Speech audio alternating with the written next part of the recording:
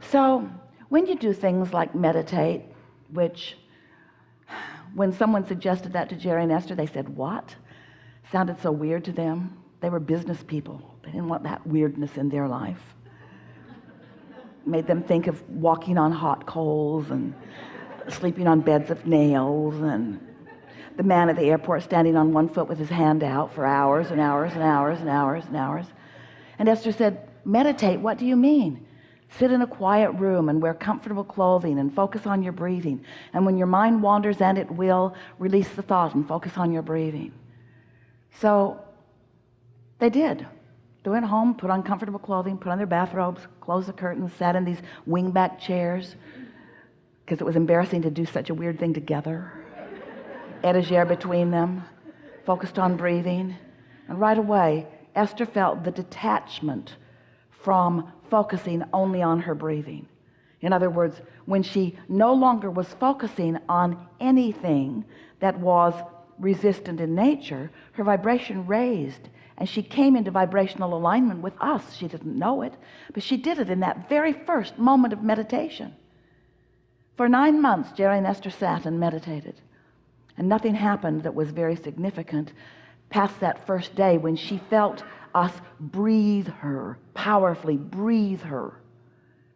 So 9 months they meditated, and then she's sitting there one day, 15 minutes a day was all, and her nose began moving around.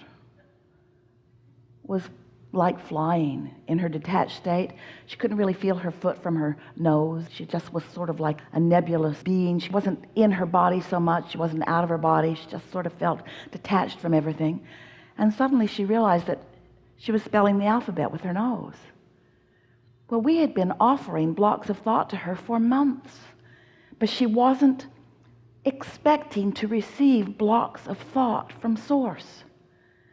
So it wasn't until we started writing like chalk on a chalkboard. She said to Jerry, I'm spelling the alphabet with my nose. Jerry got his notebook. He knew something was up. So what we want you to understand is you don't have to spell with your nose on a chalkboard. You have Source flowing to you. And when you get in the vibrational vicinity and Source has this knowing that is being presented to you, when you are in the vicinity of it, you will receive that revelation. But more important and better said, you will be able to translate it. You will realize it into something meaningful.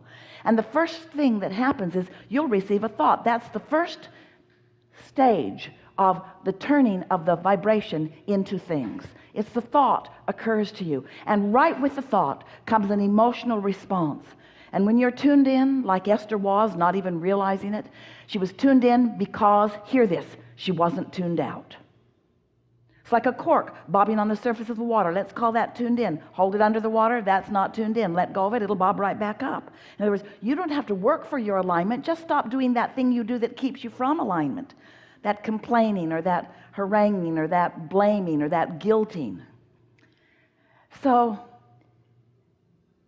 you receive the thought and then you receive the emotion. Feels so simultaneous. And then if you are able to find a way of practicing the vibrational frequency of the belief of your desire, then more and more things will occur. Universal forces will come into place. Rendezvous will occur. More co-creation with more others until you will be the absolute, no exception, full realizer, receiver of anything that you have desired. If this time-space reality has the wherewithal to inspire within you a desire, it has the wherewithal to deliver it to you in fullness. And as you look around, there are plenty of those who are receiving plenty of realizations of plenty of things that they want. But you're just getting started. This is the time of awakening. This is the time when more of you are coming into vibrational alignment with who you really are. It's the time when you are returning to the fullness of who you are, to that joyous being, to that fun-loving being, to that happy, expectant, positive being that you were when you were born, that you are meant to be. And it's not a difficult road back into that kind of alignment. We're eager to talk with you about anything that matters to you. There is nothing that is off limits here. You will notice the perfect unfolding. Sometimes you'll have your hand up and we won't call specifically on you, but we'll ask someone else to the hot seat who will have the same thing to talk about that you want to know about, and you will hear it more easily from there than from there. It is our promise that anything that is active within you that you are wanting to understand, we will talk about fully to your satisfaction. The important thing to understand is that the better you feel and the more expectant you are of receiving the answer, the more likely you are to receive it. We're going to have a wonderful day here today. It is our knowing that not only will we satisfy what you've come to know about, that together you can feel who you are. We'll take thought beyond that which it has been before.